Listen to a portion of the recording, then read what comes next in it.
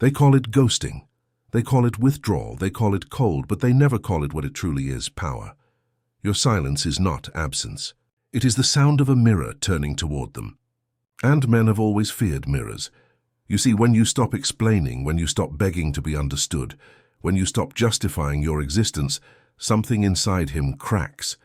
Because your silence exposes what his ego could never admit.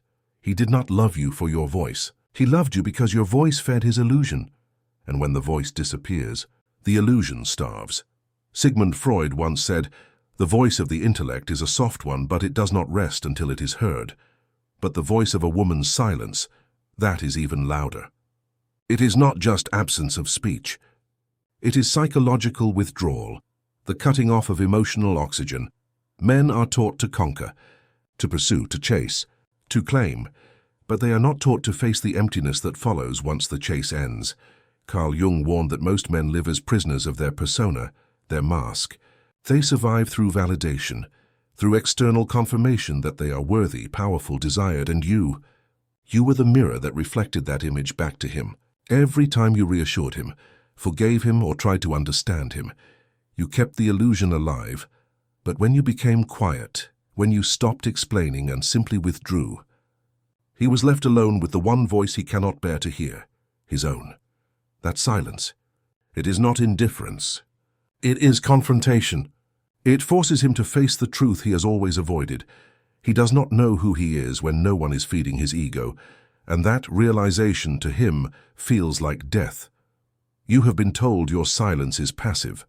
You have been told that men lose interest when you stop talking. But the truth is darker. Men are not afraid of rejection. They are afraid of disconnection. Rejection at least gives them something to fight against. Disconnection gives them nothing. Biologically, men evolved to respond to threat, not mystery. To chase, not to reflect. To fight, not to feel. When you argue, when you cry, when you plead, he still feels powerful. Because he still matters. You are still reacting.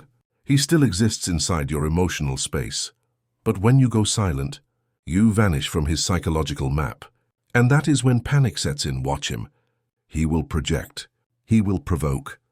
He will test the boundaries just to get a reaction. Any reaction. It is not love he wants. It is confirmation that he still has control, and when you do not give it to him, his world collapses inward. That is why he comes back. Not because he has changed, not because he understands you, but because your silence has reminded him of what he truly fears, being invisible. You see, a man does not miss your voice. He misses the sound of his ego being reflected through it. He misses the woman who once made him feel like a king, even when he treated her like a peasant. And when that music stops, the silence becomes unbearable. You have felt it, have you not? That deep ache in your chest when you stop explaining yourself, when you stop reaching out, and suddenly he begins to orbit again. The messages appear. The "I was just thinking about you." The "I miss us." He does not miss you. He misses the reflection of himself that your compassion created, and yet, you still feel that flicker of hope. You want to believe that maybe he finally understands. That maybe your silence changed him, but understand this, a silence does not heal a man who fears it. It only exposes what he truly is when there is nothing left to feed on. Men often mistake dominance for confidence. They confuse control with intimacy. They cannot differentiate between attention and connection. When you are silent, you remove the script they have rehearsed all their lives. The game stops. The performance collapses. And what remains is truth. You are not too emotional. You are not too demanding. You are simply awake. And that threatened him because your awareness stripped away his illusion. And there is nothing more dangerous to a man than a woman who no longer reacts. But here is the darker truth. He does not just fear your silence. He needs it. Every man who has wounded a woman subconsciously waits for that moment when she goes quiet. Because only then does he feel the weight of his own actions, even if he cannot name it. Your silence becomes his punishment, his teacher, his mirror. But the tragedy? He rarely learns. He just becomes addicted to the cycle. Hurt, silence, return. Nietzsche once said, "The man of knowledge must be able not only to love his enemies, but also to hate his friends." And most men, when faced with silence, begin to hate the very women who once loved them. Because her silence feels like betrayal, when in truth, It is just the reflection of his own betrayal echoing back at him.